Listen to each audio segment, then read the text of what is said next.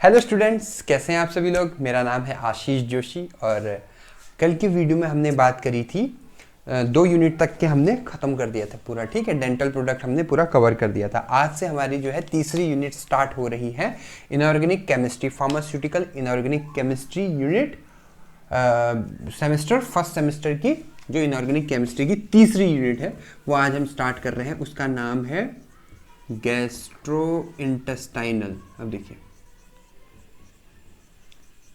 ठीक है, एजेंट्स,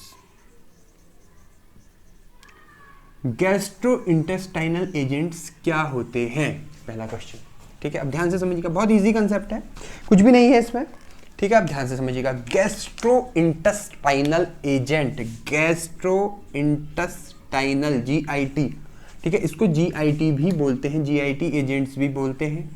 ठीक है, वो एजेंट, अब देखिए ध्यान से समझिएगा, वो एजेंट जो हमारे, जब हम खाना खाते हैं, ठीक है, जब हम फूड को इंटेक करते हैं, हमारे फूड को इंटेक करने से लेकर, ये हमने फूड इंटेक किया, ये फूड गया अंदर, ठीक है, फिर क्या हुआ, ये गया आपका आमाशय में, आमाशय ऐसे ही होता है, मान लेते हैं हम ऐसे ही होता है। ठीक है, ये गया, ठीक है, स्टमक में, उसके बाद ये गया आंतों में और बाहर निकल गया, ये गया आंतों में, ठीक है, छोटी आंत बड़ी आंत सब आंत इसी में है और ये बाहर निकल गया। अब देखिए, ठीक है, तो ये है आपका यहां से स्टार्ट, यहां से लेकर यहां तक, खाना अंदर जाने से लेकर बाहर निकलने के बीच में जितने भी ऑर्गन आते हैं, अब देखिए मैंने क्या बोला, जितने भी ऑर्गन आते हैं वो क्या होते हैं, गैस्ट्रो इंटेस्टाइनल, उसे क्या बोलते हैं, गैस्ट्रो इंटेस्टाइनल ट्रैक। क्या बोलते हैं, गैस्ट्रो इंटेस्टाइनल ट्रैक या GIT। हम ट्रैक कर रहे हैं ना, ट्रैक आपने सुना है ना, आप कहते हैं ना ट्रैक पे नहीं गया तू, मतलब कहीं घूमने नहीं गया तो, हमने ट्रैक में, हमने यहाँ से यहाँ तक कवर किया, तो ये पूरा हमने इतना, हम बोलते हैं ना, एक ट्रैक कर लिया हमने। अब वैसे ही ट्रैक ये भी है, तो फूड ने क्या ट्रैक किया है, ठीक है, फूड ने क्या किया, ये है अपना फूड। अब देखिए, फूड यहाँ से गया, अंदर गया, कुछ समय यहाँ रहा, उसके बाद यहाँ से ऐसे ऐसे ऐसे करके वो बाहर निकल गया। तो यहाँ से लेके यहाँ तक की जो प्रोसेस है, उसमें जो जो ऑर्गन सम्मिलित हो रहे हैं, उन ऑर्गन्स को, उस पूरे एक ट्रैक को, उस पूरे सिस्टम को, ठीक है, डाइजेस्टिव सिस्टम कहते हैं, उस पूरे ट्रैक को GIT ट्रैक कहते हैं। अब इस GIT ट्रैक को अगर उसमें कोई दिक्कत आ जाए, कोई प्रॉब्लम आ जाए, कोई परेशानी आ जाए, तो उसको टैकल करने के लिए, उसको सही करने के लिए हम जो भी एजेंट्स, जो भी ड्रग, जो भी इनऑर्गेनिक कंपाउंड यूज करते हैं, उसे गैस्ट्रो इंटेस्टाइनल एजेंट कहते हैं। देखिए, एज सिंपल एज दैट। ठीक है, अब इसके अंदर कौन कौन से, अब देखिए इसके अंदर कौन कौन से ऑर्गन आते हैं मेजर। अब मैं ह्यूमन एनाटॉमी की बात नहीं कर रहा हूँ, इनऑर्गेनिक केमिस्ट्री के पॉइंट ऑफ व्यू से बोल रहा हूँ। अगर ह्यूमन एनाटॉमी की बात करोगे तो फिर इसमें स्लाइवरी ग्लैंड भी आ जाएगा, टीथ भी आ जाएगा, सब कुछ आ जाएगा। ठीक है, ह्यूमन एनाटॉमी को छोड़ते हुए हम क्या पढ़ रहे हैं, हम पढ़ रहे हैं फार्मास्यूटिकल इनऑर्गेनिक केमिस्ट्री। तो उसके अंदर आ गया इसोफेगस,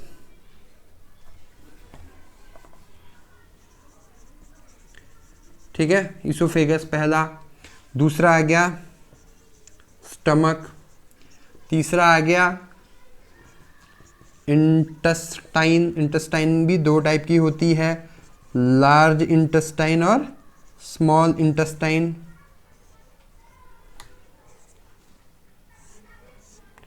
ठीक है, और आपका आ गया रेक्टम, रेक्टम, और आपका आ गया एनस। ये ऑर्गन जो है इसमें हो रहे हैं। ठीक है, अगर हिंदी की बात करें, अब देखिए हिंदी मीडियम में कैसे भूल सकता हूँ। ठीक है, इसको हम बोलते हैं आहार, अब हिंदी मीडियम वाले के लिए बोल रहा हूँ, आहार नली। ठीक है, अब जरूरी है मैं भूल भी सकता हूँ, मैं गलत भी बता सकता हूँ, एक बार आप चेक कर लीजिएगा। स्टमक, आमाशय, ठीक है, इंटेस्टाइन, आंतें। अब देखिए आंतें, लार्ज और छोटी आंत और बड़ी आंत, छोटी आंत, बड़ी आंत। अब देखिए रेक्टम, मलाशय, मलाशय, और एनस, गुदा। ठीक है, अब गुर्दा और गुदा, ये गुर्दा है। अब देखिए ये जो है अपना किडनी। अब देखिए क्या बोला मैंने, किडनी, किडनी को बोलते हैं गुर्दा, किडनी को बोलते हैं गुर्दा, और जो एनस होता है, ठीक है, उसको बोलते हैं गुदा। काफी डिफरेंस है दोनों में। ठीक है, तो हम बात कर रहे थे जीआईटी ट्रैक में इतने ऑर्गन आते हैं। अब इन ऑर्गन में अगर कोई परेशानी हो जाए, कोई दिक्कत हो जाए, कोई समस्या हो जाए, तो उसमें जो भी हम एजेंट यूज़ करते हैं उन्हें बोलते हैं गैस्ट्रोइंटेस्टाइनल एजेंट। उन्हीं कुछ एजेंट्स में हम आज पहला एजेंट पढ़ेंगे जिसका नाम है एसिडिफाइंग एजेंट। अब देखिए कितना प्यारा नाम है, एसिडिफाइंग एजेंट। ठीक है,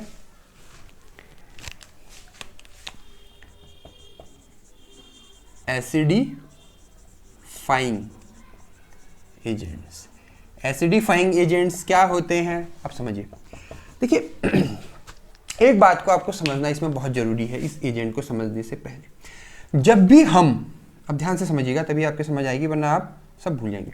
जब भी हम कोई फूड लेते हैं, ठीक है, जैसे हम यहाँ से हमने कुछ खाया, ठीक है, फॉर एग्जांपल वो जाता है, जैसे ही वो पेट में हमारे आमाशय में जाता है, पेट इन द सेंस आमाशय की मैं बात कर रहा हूँ, तो क्या होता है, जो हमारा गैस्ट्रिक जूस है या गैस्ट्रिक एसिड है, जो उसे बोलना आप बोलो, या आप उसे HCl बोलो, हाइड्रोक्लोरिक एसिड है, वो इन वॉल से रिलीज होता है। जो स्टमक वॉल है, स्टमक वॉल से क्या होता है, HCl रिलीज होता है। क्या रिलीज होता है, HCl रिलीज होता है। और ये HCl क्या करता है, डाइजेशन नहीं करता। ये HCl क्या करता है, अगर इस फूड में कोई बैक्टीरिया है, कोई मतलब अनवांटेड चीज़ें जो हमें नहीं चाहिए, जो हमारे स्टमक को हार्म पहुंचा सकती है, नुकसान पहुंचा सकती है, उनको ये किल कर देता है, क्योंकि एसिड है।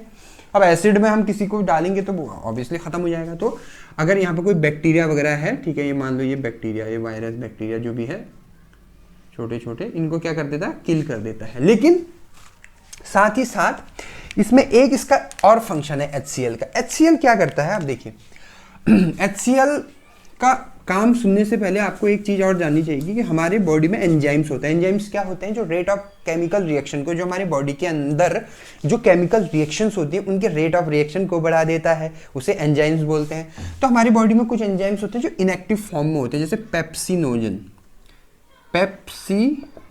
स्पेलिंग में बिल्कुल ध्यान मत देना। पेप्सिनोजन जो होते हैं वो इनएक्टिव फॉर्म में रहते हैं, और जब हमारे स्टमक का जो पीएच है, पीएच ऑफ स्टमक कितना है, बिलो 6 हो जाता है, बिलो 6 हो जाता है, तो ये कन्वर्ट हो जाते हैं पेप्सिन एंजाइम में। अब देखिए ये किस में कन्वर्ट हो जाते हैं, पेप्सिन एंजाइम में कन्वर्ट हो जाते हैं। और ये पेप्सिन एंजाइम किसका काम करते हैं, डाइजेशन का काम ये करते हैं। ठीक है, पेप्सिन एंजाइम, मैंने क्या बताया आपको, जो पेप्सिनोजन एंजाइम होते हैं ये इनएक्टिव फॉर्म में होते हैं। ठीक है, इनएक्टिव फॉर्म में होते हैं, और ये एक्टिव फॉर्म में हो जाते हैं कब, जब स्टमक का पीएच 6 से कम होता है। और पेप्सिन बहुत अच्छा वर्क, अपना बेस्ट परफॉर्मेंस तब देते हैं जब इसका पीएच और कम होके 3.5 हो जाता है इसका पीएच, तो बेस्ट कंडीशन होती है, बेस्ट परफॉर्मेंस। तब ये जो पेप्सिनोजन जो एंजाइम है, वो अपना क्या देते हैं, बेस्ट परफॉर्मेंस देते हैं। ठीक है, अब देखिए, अब यहाँ पर HCl का क्या काम है। HCl क्या है, एक एसिड है, और एसिड क्या करता है, पीएच को कम करता है। अब फॉर एग्जांपल अगर इसका पीएच है 6 हो रखा है, अगर इसका पीएच हो रखा है 8 फॉर एग्जांपल, तो जैसे ही हमने कुछ खाया वैसे ही एसिड रिलीज हुआ, तो स्टमक का पीएच 8 से कम होते होते 6 पे आ गया। जैसे ही 6 पे आया तो यहाँ जितने भी पेप्सिनोजन एंजाइम है वो कन्वर्ट हो गया पेप्सिन में, और जो पेप्सिन है डाइजेशन का काम करने लग गया। अब देखिए मैंने कितने तरीके से बताया आपको। और ज़्यादा एसिड रिलीज हुआ तो जो ये स्टमक है, स्टमक का जो पीएच है ये और कम हो गया, और ये हो गया 3.5। अब बताइए, अब ये बेस्ट परफॉर्मेंस दे रहा है अपनी। तो कहीं ना कहीं डायरेक्ट और इनडायरेक्ट वे में, ठीक है, प्रत्यक्ष अप्रत्यक्ष रूप से जो HCl है वो डाइजेशन में हेल्पफुल है बहुत ज़्यादा। तो जब एसिडिफाइंग एजेंट हम कब देते हैं, अब मैं डेफिनेशन में आ रहा हूं। एसिडिफाइंग एजेंट हम तब देते हैं जब हमारे जो गैस्ट्रिक एसिड का सिक्रीशन है वो कम हो जाता है।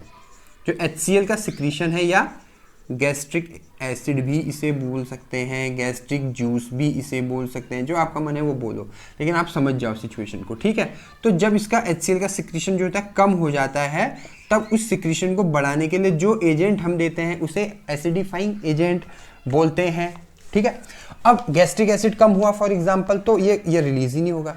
एसिड मान लो कम रिलीज हुआ है, रिलीज ही नहीं हुआ।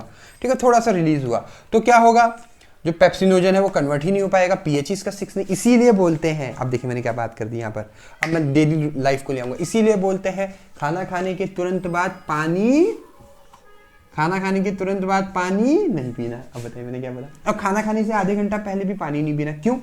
आपने खाना खाया, ये खाना है, खाना पेट में गया, अब इसमें क्या HCl बढ़िया से रिलीज हो रहा था, ऊपर से आपने फिर पानी पी दिया। अब जैसे ही आपने पानी पिया तो ये क्या हो गया, स्टमक में जो HCl है वो क्या हो गया, बहुत प्यारा वर्ड है, डाइल्यूट। अब देखिए मैंने क्या बोला, वो क्या हो गया, डाइल्यूट हो गया। डाइल्यूट हो गया मतलब उसकी एसिडिटी, जो उसका इफेक्ट है वो कम हो गया, ठीक है। पानी डाल के हम चीज़ डाइल्यूट कर देते हैं, तो अब अगर वो 10 ml में अगर उसका pH 6 से 3 हो जा रहा था तो वो 40-50 ml में होगा। अब वो डिपेंड भी करता है आपने कितना पानी पिया, आपने आधा गिलास पानी पिया या 2-3 गिलास पानी पी दिया, तो depend upon the amount of water जो आप ले रहे हो उसके हिसाब से जो है, इसलिए बोलते हैं खाना खाने के बाद पानी नहीं पीना। आप पानी नहीं पियोगे तो क्या होगा, सीधे पेट में जाएगा, प्रॉपर अपना गैस्ट्रिक जूस निकलेगा, एसिडिक HCl हाइड्रोक्लोरिक एसिड निकलेगा और प्रॉपर पाचन होगा, डाइजेशन होगा, ठीक है। इसलिए अब लोग बोलते हैं कि यार मिर्च बहुत डालते हैं खाने में घर वाले, तो मैं क्या करूँ, अरे मीठा खा लो, मीठे में भी आप गुड़ को यूज़ करो। मैंने पिछले लेक्चर में क्या बताया था, 3 पॉइजन, व्हाइट पॉइजन। अब देखिए व्हाइट शुगर, व्हाइट सॉल्ट और व्हाइट मैदा अवॉइड कर दो, ठीक है। तो व्हाइट शुगर से बनी हुई जितनी चीज़ें हैं उसको अवॉइड करने की कोशिश करो, ठीक है। तो आप गुड़ ले सकते हो, जैगरी पाउडर या जैगरी आप एज इट इज़ ले सकते हो, ठीक है, क्योंकि वो क्या है, गन्ने से बनता है, ठीक है। जितने भी रिफाइनरी आपके डेजर्ट हो गए, मिठाइयाँ वगैरह हो गई, उन सब में जो सुक्रोज होता है, जो मीठापन होता है, उसे सुक्रोज कहते हैं। और फ्रूट्स में जो भी मीठापन होता है वो फ्रक्टोज की वजह से आता है, F फॉर फ्रक्टोज, फ्रूट में फ्रक्टोज, और बाकी और जो रिफाइनरी चीज़ें हैं उनमें सुक्रोज रहता है, ठीक है। तो सुक्रोज बहुत हार्मफुल होता है बॉडी के लिए, फ्रक्टोज अच्छा होता है बॉडी के लिए, ठीक है। खैर टॉपिक थोड़ा सा दूसरे डायरेक्शन में जा रहा है, तो मैंने अभी आपको सिर्फ ये बताया।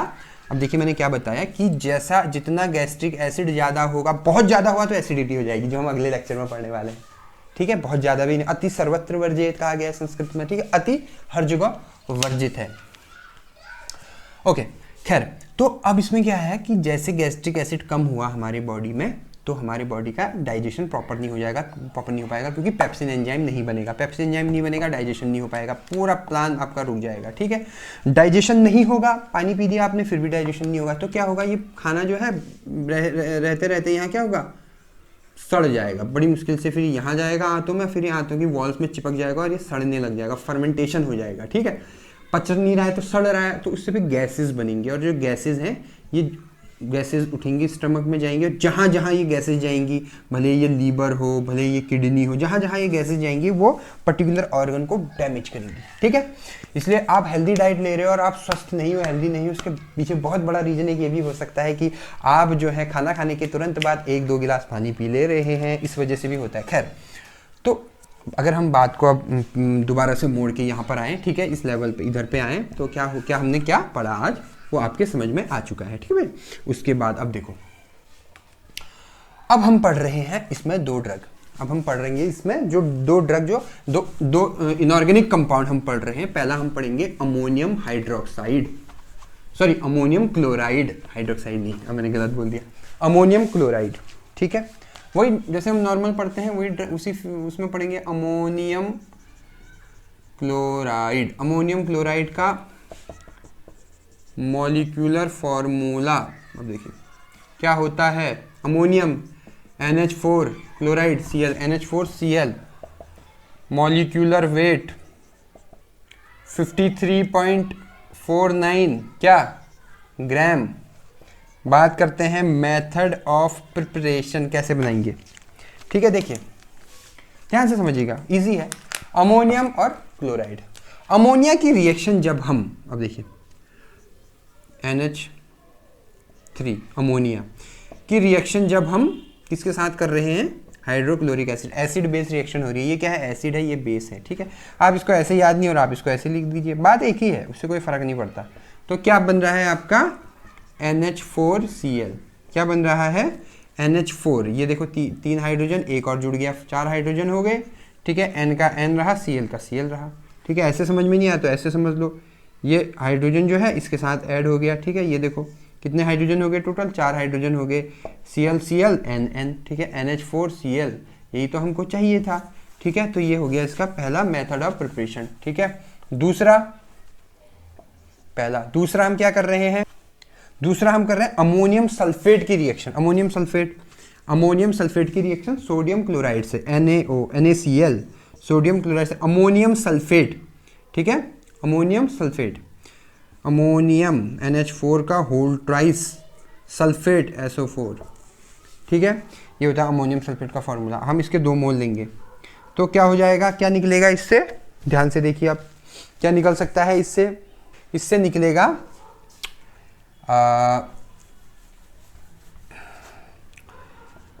NH3, 2 मोल अमोनिया के 2HCl प्लस H2O। अब ये देखिए, सॉरी H2O नहीं, Na2SO4। कैसे निकलेगा, 2 मोल अगर HCl निकाल दे, 2 मोल HCl मतलब 2 यहाँ से हाइड्रोजन निकल गए, 2 यहाँ से क्लोरीन निकल गए। अब 2 यहाँ से क्लोरीन, देखो ये 2 NaCl का मतलब क्या है, 2 सोडियम के मॉलिक्यूल हैं, 2 कैल्शियम क्लोरीन के मॉलिक्यूल हैं। ठीक है, NH4 का होल ट्राइस मतलब N कितने हैं, यहाँ पर ही लिख देता हूँ, N कितने हैं, 2 हैं, और H कितने हैं, H4 है और ये 2 है, 4 2 जा 8। अब इसमें से हमने जो है 2 हाइड्रोजन निकाल दिए, तो 8 - 2 = 6। अब यहाँ क्या बचे, 6 बचे। ठीक है, यहाँ क्या बचे, 6 बचे। तो इसको क्या लिख सकते हो आप, यहाँ से 1 हाइड्रोजन, 2 हाइड्रोजन निकल गए, तो यहाँ पर क्या हो गया, NH3 का होल ट्राइस। लिख सकते हैं, नहीं लिख सकते, क्यों, ये NH4 का होल ट्राइस क्या है, ये NH4 × NH4 है। मैं आपको लेमन लैंग्वेज में बता रहा हूँ, NH4 × NH4 है। तो 1 हाइड्रोजन हमने यहाँ से निकाल दिया, 1 हाइड्रोजन यहाँ से निकाल दिया, तो कितना बचा, NH3 × NH3, तो 2 मोल NH3 के बच गए। तो अब NH3 का होल ट्राइस तो कुछ चीज़ नहीं होती है, तो आप क्या करोगे, ट्राइस NH3 कर दोगे, ये आ गया ट्राइस NH3। और बाकी जितना भी बचा, क्या बचा, यहाँ से हमने 2 ये हाइड्रोजन के साथ क्लोरीन ने रिएक्शन कर दी, तो 2HCl ये बन गया, ये हो गया ख़त्म। तो बाकी क्या बचा, 2 मोल Na के बचे और 1 मोल आपका SO4 का बचा, तो Na2SO4। 2NaSO4 नहीं हो सकता, ठीक है, इसलिए हम इसको Na2SO4 लिख देंगे। ठीक है, तो ये है आपका अमोनिया। अब लेकिन हमें अमोनिया तो चाहिए ही नहीं था। अब इस अमोनिया की हम फर्दर ये वाली रिएक्शन कर देंगे, इस अमोनिया की रिएक्शन हम HCl से कर देंगे। ठीक है, अब पेपर में ऐसे मत करके आना, निशान मत लगा लेना, यहाँ पर फर्दर लिखना, फिर इसकी रिएक्शन प्लस HCl के साथ 2 मोल ले लो, क्योंकि 2 भी ये लिया है तो 2 मोल ही बन जाएंगे NH4Cl की, बात एक ही है। ठीक है, तो ये हो गया आपका खत्म। ठीक है, ये 2 इसके जो है ये होगी, ये बहुत इंपॉर्टेंट ड्रग है, इसमें स्टार मार्क भी लगा हुआ है, ऐसे भी पढ़ना है इस काम को। ठीक है, या अब हम बात करते हैं इसकी, ये हो गया, अब हम बात करते हैं इसके फिजिकल प्रॉपर्टीज़ की। ठीक है, फिजिकल प्रॉपर्टी ईजी है, लिखने की भी जरूरत नहीं है। फिजिकल प्रॉपर्टी क्या है इसकी, क्या हो सकती है फिजिकल प्रॉपर्टी, ज़्यादा से ज़्यादा आप समझ लीजिए। ठीक है, एक तो हाइग्रोस्कोपिक इन नेचर होता है जो अमोनियम क्लोराइड है। हाइग्रोस्कोपिक इन नेचर कहने का मतलब क्या है, कहने का मतलब ये है कि अगर आप उस पर्टिकुलर कंपाउंड को आप कहीं रखोगे तो उसके चारों तरफ जितने भी एनवायरनमेंट है, उसमें जितनी भी नमी है, नमी बोले तो नमी को इंग्लिश में क्या बोलते हैं, ह्यूमिडिटी। ठीक है, ह्यूमिडिटी जो है वो गेन कर लेता है। ठीक है, तो वो भी वेट सा हो जाता है, तो उसे बोलते हैं हाइग्रोस्कोपिक इन नेचर। तो ये है इसकी फिजिकल प्रॉपर्टी, एक तो हाइग्रोस्कोपिक इन नेचर है, और इसमें बाकी व्हाइट क्रिस्टलाइन पाउडर ये वो सो तो आप लिख ही लोगे। एक चीज और है इसमें, जो इसका 0.8% वेट बाय वॉल्यूम का जो सॉल्यूशन है वो सीरम के लिए क्या है, आइसोटोनिक है। जैसे 0.9% होता था ना NaCl का, वैसे ही। ठीक है, आइसोटोनिक है। ये हो गई आपकी कौन सी, ये हो गई आपकी इसकी फिजिकल प्रॉपर्टी। अब हम बात करते हैं इसके केमिकल प्रॉपर्टी। केमिकल प्रॉपर्टीज एक ही है इसमें। ठीक है, केमिकल प्रॉपर्टीज सिर्फ एक केमिकल प्रॉपर्टी है। आपको याद होगा जब मैंने मेथड ऑफ प्रिपरेशन में पहली रिएक्शन बताई थी, मैंने क्या बताया था, अब याद कीजिए, मैंने कहा था जब अमोनिया की रिएक्शन HCl के साथ करते हैं, ठीक है, तो क्या बनता है NH4Cl। इसमें उल्टा हो जाएगा, इसमें आप लिखोगे in its vapour form. Vapour form में क्या होता है, जो ये NH4Cl है ये कन्वर्ट हो जाता है NH3 प्लस HCl। अब देखिए इसका उल्टा है, ये हमने यहाँ से ऐसे पढ़ा था, इसमें हम ऐसे पढ़ रहे हैं। ठीक है, चीज़ वही है, इसका उल्टा है। ये इसकी फिजिकल प्रॉपर्टी। फिजिकल प्रॉपर्टी भी आपकी जो हो गई ख़त्म हो चुकी है। अब हम अब इसमें इसके बाद है आपका ऐसे, इसके बाद है आपका ऐसे। अब देखिए, अब देखिए ऐसे में क्या है, एसिड बेस टाइट्रेशन होता है। अब देखिए मैंने क्या बोला, एसिड बेस टाइट्रेशन होता है। एसिड बेस टाइट्रेशन में क्या होता है, हम एक एसिड लेंगे एक बेस लेंगे, सिंपल सी बात है। बेस तो हम ले रहे हैं, एसिड हम ले रहे हैं। एसिड बेस टाइट्रेशन में बेसिकली होता है, ठीक है। हम क्या करते हैं, अमोनियम क्लोराइड NH4Cl को हम फॉर्मल्डिहाइड HCHO, ठीक है, फॉर्मिक एसिड पढ़ा ना आपने SCOOH, ठीक है, तो फॉर्मल्डिहाइड HCHO के साथ रिएक्ट करवाते हैं तो क्या बनेगा इससे। अब देखो ध्यान से, एक तो इससे बनता है मिथेनिमीन, ठीक है, उसके फॉर्मूला होता है CH2 डबल बॉन्ड NH, या इसको हम लिख देते हैं CH3N, ठीक है, ये सही बन रहा है CH2 2 to 4 1 2 1 2 1 2 3, ठीक है, ठीक है। इसकी रिएक्शन इसके साथ प्लस, अब देखिए और क्या बन सकता है इसमें, HCl, ये जो HCl निकल गया है प्रॉपर HCl, ठीक है, और ये जो HCl है ये निकल गया इसमें, ठीक है, और बचा, अब क्या बचा है, H2 ही बचा, और क्या बचेगा, तो ये आ जाएगा H2O। तो अब इसमें ये इंपॉर्टेंट नहीं है, इंपॉर्टेंट है ये। अब हम ऐसे पढ़ रहे हैं, ऐसे में क्या करते हैं, हम बता रहा हूँ पहले, ठीक है। ऐसे में क्या करते हैं, फॉर्मल्डिहाइड की रिएक्शन हम इस सब्सटेंस के साथ करते हैं, ठीक है, किसके साथ, अमोनियम क्लोराइड के साथ, और हमें क्या मिलता है, जो लिबरेटेड एसिड होता है, इसकी जरूरत नहीं है, ठीक है, जो लिबरेटेड एसिड होती है उसको हम टाइट्रेट करते हैं। ऐसे में हम ज़्यादातर टाइट्रेशन ही करते हैं ना, टाइट्रेशन करते हैं इसका किससे, 0.1 नॉर्मल NaOH सोडियम हाइड्रोक्साइड के साथ इसको टाइट्रेट करते हैं, ठीक है, इसको क्या करते हैं, सोडियम हाइड्रोक्साइड के साथ टाइट्रेट करते हैं और NaCl प्लस H2O मिल जाता है। तो ये है इसकी ऐसे मेथड, ठीक है। हम क्या करते हैं, फॉर्मल्डिहाइड से एल्डिहाइड, फॉर्मल्डिहाइड, ठीक है, CHO ग्रुप होता है तो एल्डिहाइड होता है, ये आपने 12th में पढ़ा है, नहीं पढ़ा है तो दोबारा पढ़ लेना, ठीक है। उसकी रिएक्शन हम करते हैं NH4Cl से। NH4Cl क्या होता है, अमोनियम क्लोराइड, जो हम अभी तक पढ़ रहे हैं। तो हमें मेथिनिमीन बनता है और HCl बनता है और वाटर निकलता है। जो HCl है उसकी हम टाइट्रेशन करते हैं अगेंस्ट ये नॉन कंसंट्रेशन में जो हम लेते हैं 0.1 नॉर्मल NaOH सोडियम हाइड्रोक्साइड, और हमें जो मिलता है, ये जो पूरा मेथड है ये है इसका ऐसे मेथड, एसिड बेस टाइट्रेशन। आप यहाँ पे प्रिंसिपल भी लिख सकते हो एसिड बेस टाइट्रेशन करके, ठीक है, ये है आपका। अब हम बात करते हैं इसके आइडेंटिफिकेशन टेस्ट की। अगर हम इसके आइडेंटिफिकेशन टेस्ट की बात करें, ठीक है, रफ कर देता हूं, ठीक है, अगर हम इसके देखिए आइडेंटिफिकेशन, अब देखिए टेस्ट, आइडेंटिफिकेशन टेस्ट की अगर हम बात करें, NH4Cl की रिएक्शन हम NaOH के साथ करते हैं, ठीक है, boiled solution of sodium hydroxide, ठीक है, तो हमें क्या मिलता है, अब ध्यान से समझिएगा इसको, हमें क्या मिल सकता है इसमें, इतना बाहर निकल जाएगा सिंपल सी, तो हमें मिलेगा NH4OH, ये क्या है, इसका बड़ा प्यारा नाम है अमोनियम हाइड्रोक्साइड, बहुत क्यूट कंपाउंड है हाइड्रोक्साइड, अमोनियम हाइड्रोक्साइड, ठीक है। फिर और क्या बच जाएगा, NaCl, ठीक है, NaCl। अब ये जो अमोनियम हाइड्रोक्साइड है ये क्या होगा, ये अपने आयंस में ब्रेक हो जाएगा, ठीक है।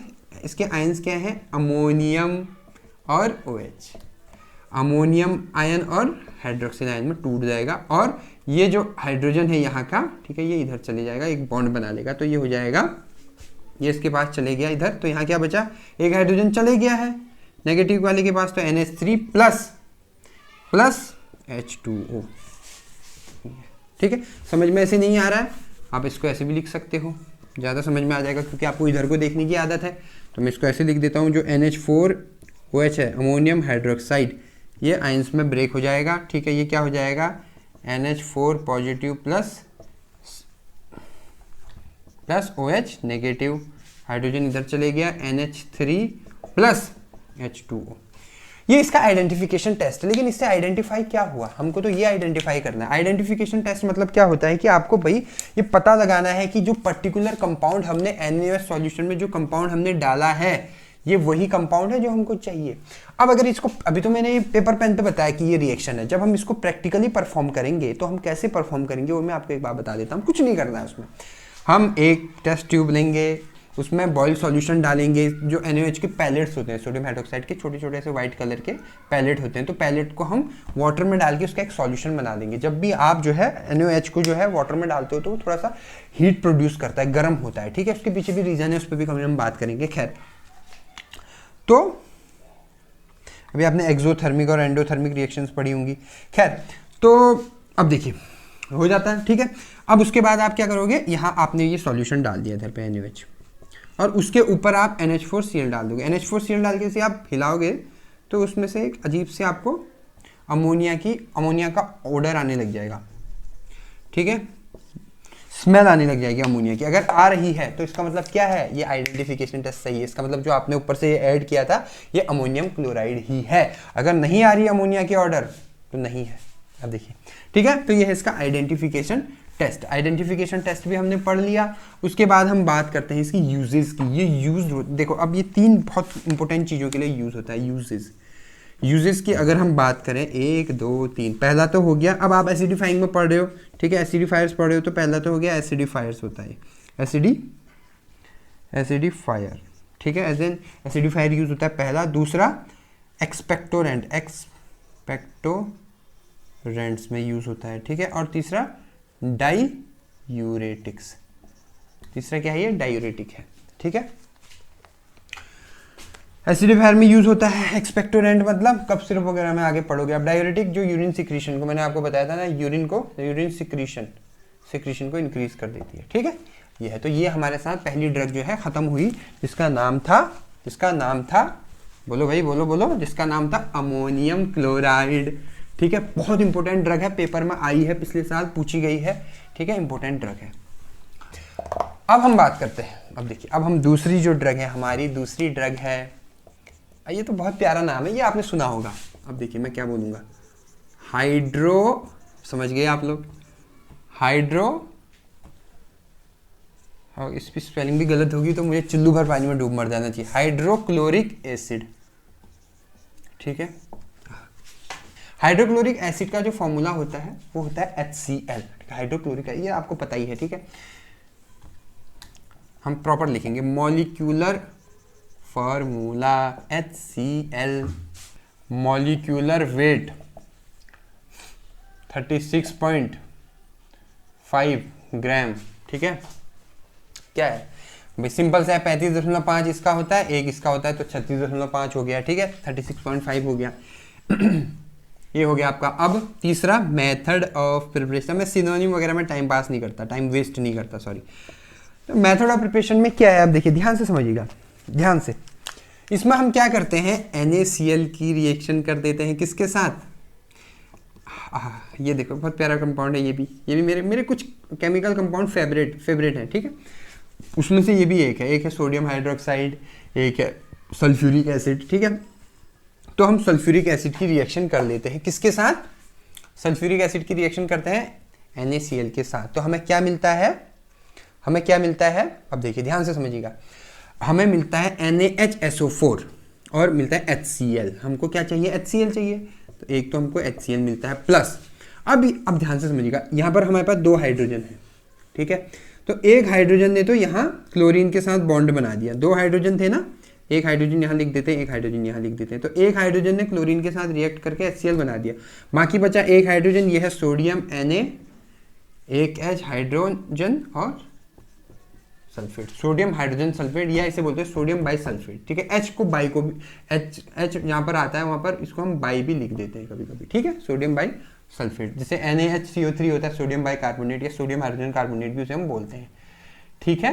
तो ये क्या है आपका HCl। अब ये HCl हमको यहाँ से मिल गया, लेकिन अब देखिए मैं क्या बोलूँगा।